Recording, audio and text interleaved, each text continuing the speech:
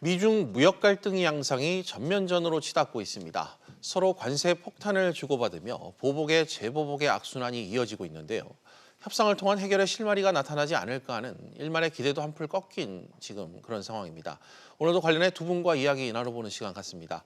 강준영 한국외대 국제지역대학원 교수와 서지용 상명대 경영학과 교수 나오셨습니다. 두 분 어서 오십시오. 안녕하세요. 안녕하세요. 네, 먼저 이 얘기부터 꺼내고 싶습니다. 트럼프 미국 대통령이 트위터에 파월 연준 의장과 시진핑 주석 중 누가 더 큰 적이냐 이런 글을 남겼다고 합니다. 화면에 지금 나오고 있죠. 문맥상으론 연준 의장인 파월 의장을 비난한 것으로 보입니다만 시 주석에 대한 언급이 더 주목되고 있는데 강 교수님, 먼저 이 글, 방금 화면에 나온 이 글 어떻게 좀 보고 계십니까? 네, 트럼프 대통령이 지금 처하고 있는 그 현실을 그대로 보여준 것 같아요. 어쨌든 이후에 어찌됐든 미국 경기가 안정이 되고 또 여러 가지 문제에서 미국이 주도하는 그런 큰 틀의 흐름을 가지고 가야 되는데 지금 파월 연준 의장도 말을 잘 안 듣고 있고요. 예. 게다가 시진핑 중국 국가주석은 결사항전까지 지금 외치고 있단 말이죠. 예. 그러니까 파월 의장과도 얘기가 잘 안 되고 또 중국 협상은 답보 상태에 있기 때문에 네. 다시 한번 이 두 개를 꺼낸 거죠. 지금 말씀하셨다시피 기본적으로 자신들의 강공에도 불구하고 버티기로 일관하는 중국에 대한 문제점을 그대로 지적을 한 거다. 그래서 뭐 중국이 필요 없다, 중국은 적이다 이런 얘기까지 예. 하는데 잘 아시다시피 중국의 대응이 만만치 않습니다. 왜냐하면 작년 3월 23일에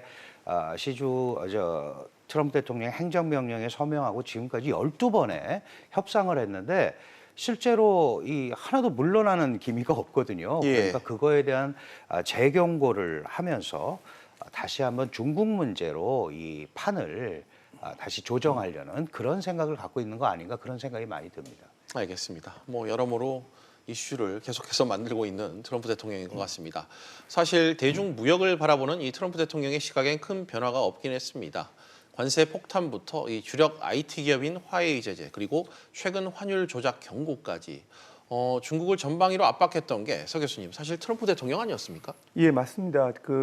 최근에 8월 중이죠. 8월에 3천억 불 규모의 중국산 제품에 대해서 10% 관세 부과한 거 외에도 정치 외교적으로 상당히 중국을 압박하고 있습니다. 대만에 대해서 22억 달러 규모의 무기를 이제 판매하겠다고 예. 발표한 적도 있고요. 그다음에 최신 전투기 F-16V에 대해서 이제 트럼프 행정부가 이제 판매 승인을 내주고 있고요. 그다음에 또 최근에 이제 홍콩 시위에 대해서도 중국 정부가 이제 무력 진압하는 거를 이제 적극 반대한다는 그런 점을 이제 시사하면서 정치 외교적으로 상당히 개입하면서 중국을 이제 압박하는 양상입니다. 알겠습니다. 여기서 관심은 중국이라고 볼 수 있겠습니다. 그간 이 미국의 비위를 맞추는 듯한 이 대응 조치에서 이제는 뭐 강경 대응을 하는 그런 모습을 연출하고 있죠. 중국 내 주요 매체들도 물러서지는 않겠다. 시간은 중국의 편이다. 이런 보도들을 계속해서 내놓고 있습니다. 강 교수님, 이젠 중국도 대미 협상에서 자신감이 있다. 이런 자신감이 좀 깔렸다고 봐야 될까요? 일단 고육지책일 수도 있는데요. 네. 지난 1년여를 이렇게 견뎌보니까 예. 생각한 것보다 파급력이 크지 않은 것 같다. 좀 더 버틸 수 있다는 생각을 하는 것 같습니다. 네. 그리고 시간은 중국 편이라는 얘기를 자꾸 하는데요. 이 핵심은 역시 잘 아시다시피 내년 11월에 미국 대선이 있습니다. 네. 당연히 트럼프 대통령이 공화당 후보로 나설 걸로 예상이 되고 있기 때문에 어쨌든 그 부분을 버티면 중국은 뭐 체제의 변화라든가 이런 게 없을 상황이니까 예, 그렇죠. 그걸 좀 시간은 중국 편이다라고 이렇게 생각을 하는 것 같고요. 또 하나는 마찬가지로 시진핑 중국 국가주석의 중국 국내 정치적 입지 이것도 상당히 복잡합니다. 예. 그러니까 미국한테 좀 밀리는 모습을 보여주거나 이러면 당내에서 상당한 문제가 되는데 지금 서 교수님 지적하셨습니다마는 트럼프 행정부가 들고 나온 게 중국의 아킬레스건이라고 할 수 있는 홍콩 일국양제 문제, 그다음에 역사적으로 계속 문제가 되고 있는 대만의 무기 판매 문제란 말이죠. 예. 이런 문제들은 경제적 문제를 정치로 확대한다. 이제 이런 얘기까지 나오고 있는데 예를 들어서 시진핑 중국 국가주석의 입장에서 보면 사실 뭐 당 총서기가 더 중요한 겁니다만은 예. 이렇게 홍콩 문제라든가 대만 문제를 이렇게 끌고 들어오는 거 보면 트럼프 대통령이 이걸 조기에 무역 협상을 진행할 의사가 없는 것 같다. 왜냐하면 그게 금방 풀리는 문제들이 아니거든요. 아주 오래된 문제이기 때문에 그래서 예. 약간 좀 장기전으로 가는 그런 형태를 보이고 있다. 그리고 버텨도 버틸만하다라는 또 생각도 하고 있는 거죠. 이제 예. 그런 것들이 복합적으로 돼서 한번 끝까지 가보자. 여기에는 당연히 트럼프 대통령이 소위 그 아주 미세한 문제에 대한 대중국 압박이라든가 이런 조치들은 뭐 트위터 이외에는 특별한 전략이 없는 것 같다 예. 하는 그런 생각도 내부적으로는 하고 있는 것 같습니다. 알겠습니다. 시간은 중국 편이란 이 중국의 자신감 그 근거를 조목조목 좀 짚어주셨습니다. 이런 양국의 가장 최근 입장을 볼 수 있는 단서들이 나왔죠. 일단 중국이 750억 달러 규모의 미국 제품에 그 추가 관세를 하겠다는 발표를 했었고 곧바로 이 미국이 관세로 재반격에 그런 나선 상황입니다. 서 교수님, 중국의 추가 이 관세 발표 미리 예고된 건 아니지만 예상은 사실 많이 하고 있었잖아요. 예, 8월 달에 이제 그 3천억 불 규모의 중국산 제품에 대해서 10% 이제 관세 부과를 했고요. 당장은 관세 맞보복으로 하지는 않았는데 이제 그 중국 히토류 협회에서 그 전력물차라고 하는 히토류를 이제 무기화하겠다는 그 발표를 하면서 이제 보복 그 맞대응 가능성이 높아졌죠. 예. 그러다가 지난 그 주말에 전격적으로 이제 그 미국의 대두 예. 원유의 규모의 한 750억 불 규모의 이제 그 상품에 대해서 이제 관세 5에서 한 10% 정도 관세 부과하는 걸 이제 발표하면서 이제 보복성 대응이 아니냐는 생각이 됐는데요. 특히 이제 그 왜 보복성이냐 이렇게 판단을 해보면 미국 제품 5,078개 품목 중에서 이제 그 5에서 10% 추가 관세 부과하는 데 있어서 이제 그 1,717개 화학 제품 포함한 1,717개에 대해서는 이제 9월 1일자로 5에서 10% 관세를 부과하고요. 그다음에 자동차 등 3,361개 품목에 대해서는 12월 15일부터 이제 5에서 10% 관세를 부과하기로 예. 결정을 했습니다. 근데 이게 공교롭게도 미국의 그 추가 관세 부과 시점하고 동일하다는 거예요. 그래서 이제 미국 입장에서는 드디어 이제 3천억 불 이제 그 추가 관세 부과하는 거에 대한 보복성 대응이 아니냐 이렇게 판단하는 거죠. 알겠습니다. 중국이 방금 말씀하신 것처럼 이 추가 관세를 예고한 게 9월 1일 그리고 12월 15일입니다. 미국이 추가 관세를 발효하는 이 시점과 상당히 같은데 한 교수님, 방금 서 교수님이 지적하신 것처럼 중국의 의도 또한 좀 짚어봐야 될 것 같습니다. 네, 당연히 보복 관세죠. 예. 왜냐하면 사실 중국 입장에서 보면 양국의 무역액이 그 예를 들어서 중국의 대미 수출이 5,500억 불입니다. 예. 그리고 수입이 그러니까 중국이 미국 제품을 수입하는 게 1,350억 불이거든요. 예. 그러니까 관세로 전쟁을 하면 사실은 미국은 5,500억 불 전체에 대해서 관세를 붙일 수 있고 예. 중국은 1,350억 불밖에 관세 부과를 못 하거든요. 그럼에도 불구하고 중국은 그 소위 미국과의 대화와 협상을 통해서 낮은 수준의 협상이라도 체결하려고 예. 머뭇머뭇하고 있었어요. 근데 지금 말씀하신 대로 9월 1일자로 관세 부과를 한다고 그러니까 예. 중국도 칼을 안 꺼낼 수가 없는 거죠. 그래서 지금 상세히 설명을 해주셨는데 특히 지금까지 안 됐던 그 미국산 자동차에 대한 25% 예. 관세, 그다음에 부품에 대한 5% 관세, 이 트럼프 대통령이 굉장히 아파하는 거거든요. 요거는 예. 이제 12월 15일로 가고 나머지는 이제 9월 1일에 하겠다. 예. 왜냐하면 이렇게 되면 이제 중국도 그 관세에 관한 카드는 다 쓰는 겁니다. 물론 예. 다만 이제 그 휴대전화나 랩탑이라든가 이런 부분은 남겨놨는데 여전히 중국은 뭔가 미국과 협상이 되기를 낮은 수준에 이게 완벽하게 포괄적으로 되기는 지금 구조상 어렵게 됐습니다. 예. 다만 이 협상의 모멘텀을 유지하면서 가겠다는 입장은 밝히고 있는 거다. 그렇다면은 지금 이제 의도를 여쭤보셨으니까 우리도 이런 걸 다 할 수 있다. 그리고 액수도 당신들이 많은 거 안다. 그러나 이걸 다 소진을 하고 나면 그 다음에 쓸 카드가 뻔해지지 않습니까? 예. 계속 트럼프 대통령의 압박을 받게 되면 히토류라든가 뭐 우리가 얘기하는 대미 기업 제재라든지 예. 뭐 여러 가지 이런 핵심적인 문제들을 뭐 국채 토매라든가 이렇게 할 수밖에 없다라는 그런 우리도 끝을 보겠다라는 그런 의지를 표명한 그런 그 관세 부과가 아닌가 그런 의미에서 말씀하신 대로 보복의 성격 맞대응이죠. 예. 맞불 관세의 성격이 매우 강하다 이렇게 봐야 될 것 같습니다. 단순히 맞불 관세도 관세지만 그 이후에 그 다음 카드도 예상이 좀 되고 있는 네. 그런 부분을 좀 지적하신 것 같습니다. 서 교수님, 예상대로 트럼프 대통령은 격한 반응을 좀 보였죠? 예, 미국산 대두 원유 750억 불 규모의 미국산 제품에 대해서 관세 부과한 거에 대해서 아주 격한 반응을 보였죠. 그래서 트위터를 통해 가지고 이제 궁극적으로는 이제 중국과의 관계 단절까지 또 고려하고 있고, 이를 위해서는 이제 미국 기업이 중국 내 어떤 사업장 폐쇄를 통해 가지고 철수까지 해야 되지 않느냐, 이렇게 이제 격한 반응을 보였고요.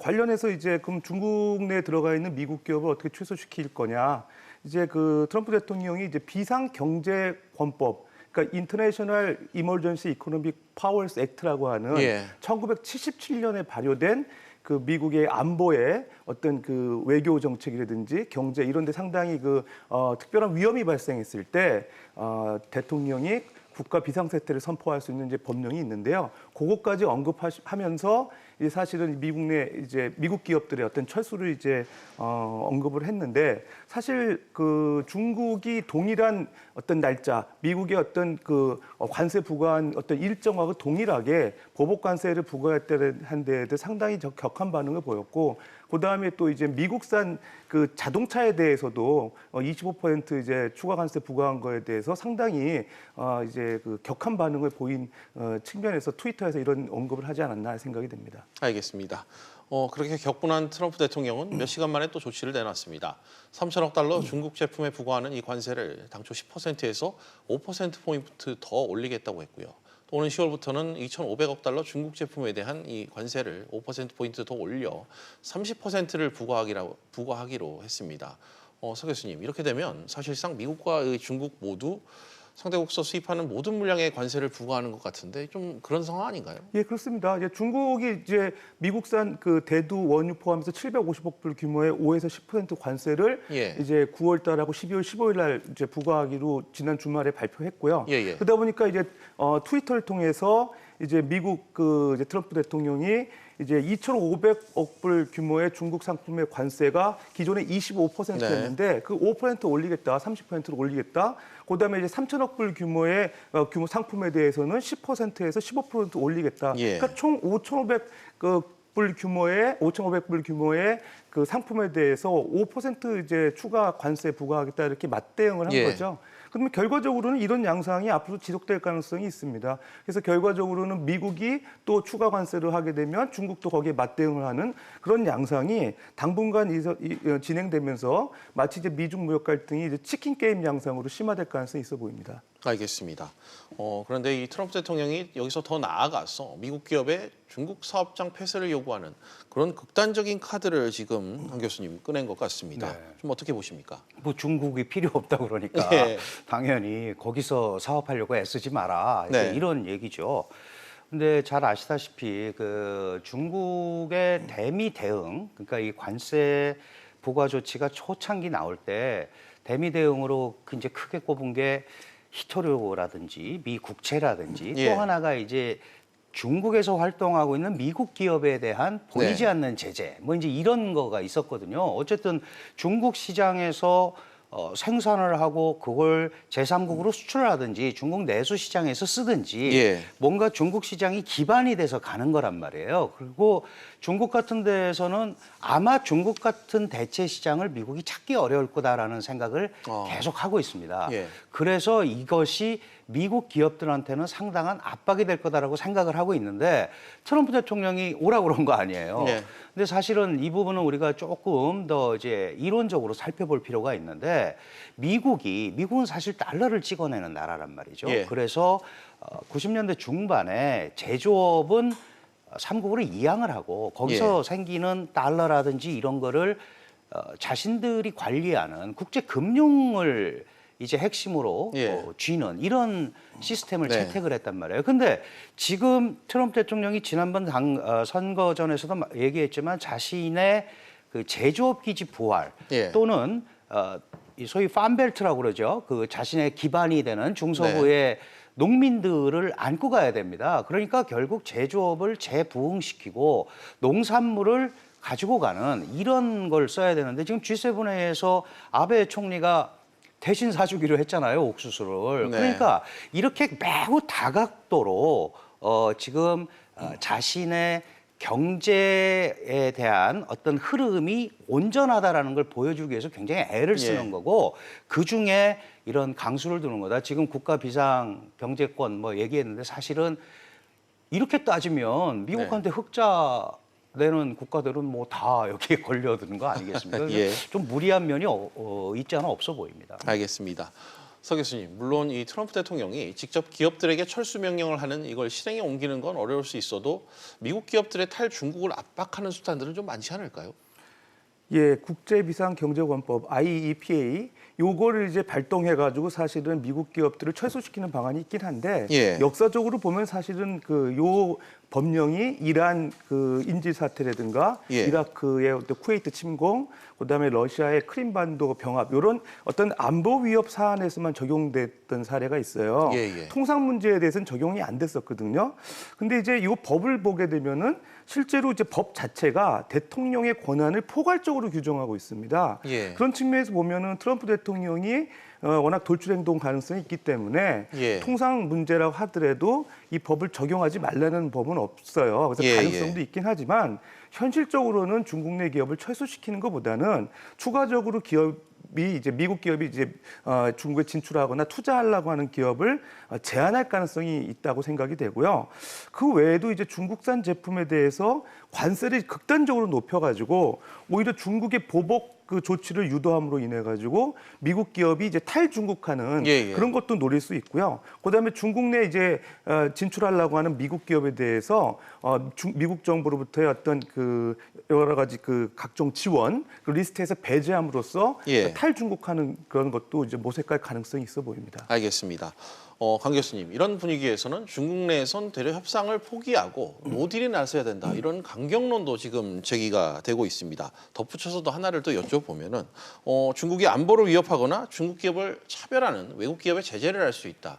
이런 블랙리스트를 준비하고 있다. 이런 소식도 좀 함께 들리는데 네. 뭐 노딜론, 블랙리스트론 어떤 얘기인지 좀 짚어주시죠. 노딜이라는 거는 말 그대로 어떤 협상을 이루기가 어려우니 그냥 이대로 가자라는 거죠. 이대로 예, 예. 가자의 핵심은 내년 대선 때까지 지켜보자라는 겁니다. 아주 예, 예. 간단하게 얘기하면.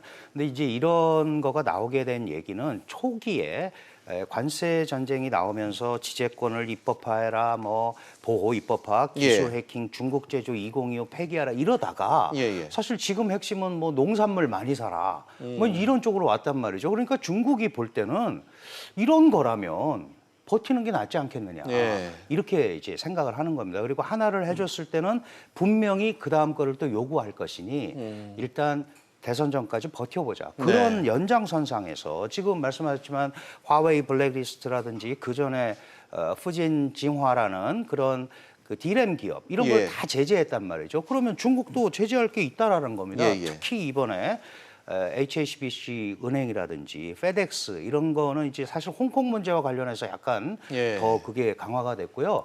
그 지금 대만의 무기 수출에 대해서 미국 군수 기업 그 미국에 중국에 들어와 있는 예, 여기도 제재할 수 있다. 네. 이런 얘기를 하고 있는 거거든요. 그러니까 우리도 블랙리스트 있다라는 거죠.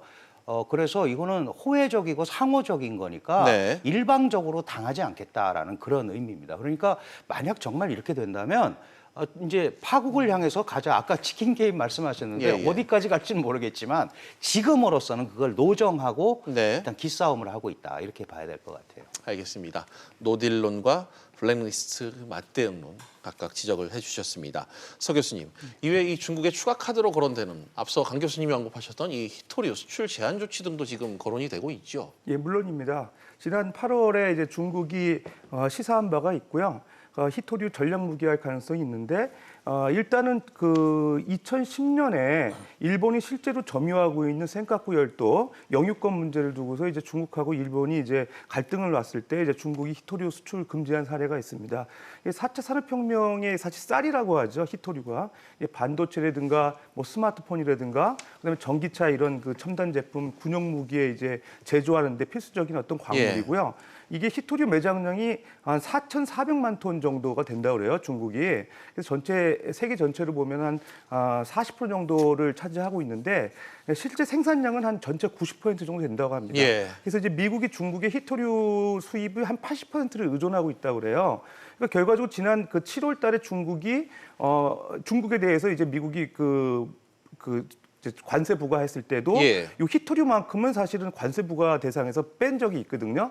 그만큼 이제 중국 입장에서는 이제 미국의 아픈 부분이라고 생각을 해가지고 히토류를 전략 무기할 가능성이 충분하다고 봅니다. 알겠습니다. 히토류가 상당히 중요한 역할을 할 수 있다는 관측을 좀 내놓으셨습니다. 미중 갈등이 최악의 국면을 지금 맞고 있죠. 양국의 갈등을 풀기 위한 모멘텀을 찾기도 지금 두 분 말씀대로 쉽지가 않은 그런 상황입니다. 강 교수님, 만약 이렇게 되면 당장 다음 달에 있을 워싱턴 협상 결과도 좀 불투명할 것 같습니다. 그렇습니다. 실제로는 중국 측에서는 약간 기대를 했던 것도 있어요. 왜냐하면 네. 12월 15일 연기론까지 나오고 그러니까 예. 좀 준비를 하다가 이게 맞은 거거든요. 지금 중국은 그렇게 이 환율 조작국까지 지정하면서 이렇게 나온다면 뭐 지금 7도 용인했는데 예. 7.4위안 정도 가면 기존의 관세 상승분 다 흡수할 수 있습니다. 예. 7.8원 가면은 실제로 9월 1일 이후에 하기로 한 거 다 흡수할 수 있거든요. 물론 그렇게 되면 중국은 자본 유출이 우려되죠. 네. 그래서 사실 딜레마에 빠져 있습니다. 미국도 한없이 밀어붙이지 못하는 게 결국은 세계 경기가 어려워지면 안전자산에 관한 수요가 예. 증가할 거고 그러면 그게 달러 쪽에 많은 관심이 갈 것 아니겠습니까? 그러면 트럼프가 생각하는 달러 약세는 또 물 건너간단 말이죠. 그래서 서로 이런 최악의 국면은 안 건드리고 가야 되는데 적어도 현재까지는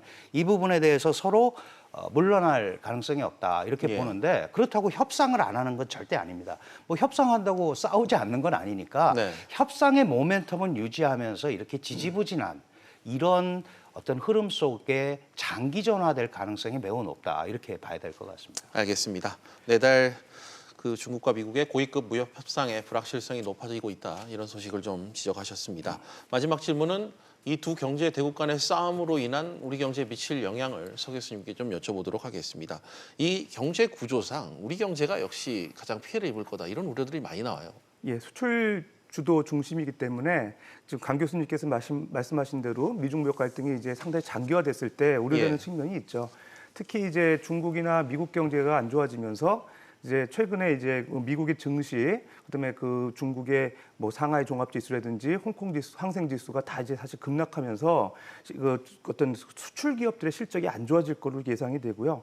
더군다나 이제 우리나라 같은 경우 수출 중심이기 때문에 미국이나 중국에 대한 수출 수요가 감소하게 되면은 수출 실적이 안 좋아지기 때문에 주요 기업들의 어떤 실적이 안 좋아질 거예요. 그래서 오늘도 사실 보게 되면은 여러 가지 주요 우리나라 코스피 상장 기업들 주요 중심 기업들의 주가가 많이 이제 떨어졌잖아요. 그런 걸 보더라도 앞으로 이제 실물 경제 측면에서 수출 실적이 많이 감소돼서 경기가 안 좋아질 가능성이 있고요. 더 우려되는 거는 사실 어떻게 보면 최근에 글로벌 경기 불안이 되다 보니까 이제 불확실성이 높아지면서 안전 자산에 대한 선호 심리가 높아지면서요. 특히 이제 금이라든지 뭐 달러라든지 엔화라든지 이런 쪽에 많이 이제 수요가 높아지고 우리나라 사실은 증시에서 빠져나가는 외국인 자금들이 많아지고 있어요. 예. 8월 한 달만 보더라도 외국인들이 한 2조 원 이상을 사실은 순매도 하고 있거든요. 그러면 결과적으로 이러한 외화 자금들이 해외로 유출될 가능성이 높아지게 되면 예. 원달러 환율이 이제 급등하게 되죠. 최근에 이제 1,220원 이상 이제 환율이 올라갔는데 이런 것들이 결과적으로는 우리나라의 어떤 경제에 상대 부정적 영향을 줘서 잠재 성장률에도 악영향을 주고요. 결과적으로는 이제 외환 시장이 불안해지게 되면 우리나라의 어떤 수출 의존도가 높은 경제 구조에서 상당히 이제 불안 요인이 되는 거죠. 그래서 앞으로 이제 뭐 국내 민간 소비라든가 민간 투자 같이 내수 시장 진작을 위해서 정부가 좀 어떤 유인책을 강구할 필요가 있고요. 정부의 효율적 재정 투자도 필요하다고 봅니다. 그리고 지금 4천억 불 수준의 외환 보유고를 가지고 있는데 이런 걸 관리를 잘하는 측면에서 2010년 2월달에 종료된 미국과의 통화 수합도 한번 다시 체결해 보는 게 좋지 않을까 생각됩니다. 네, 뭐 진단까지 앞으로 또 어떤 대응책이 있는지까지 짚어주셨습니다. 일단 오늘 두 분 말씀 여기까지 듣도록 하겠습니다. 오늘 두 분 나와주셔서 고맙습니다. 예, 감사합니다. 감사합니다.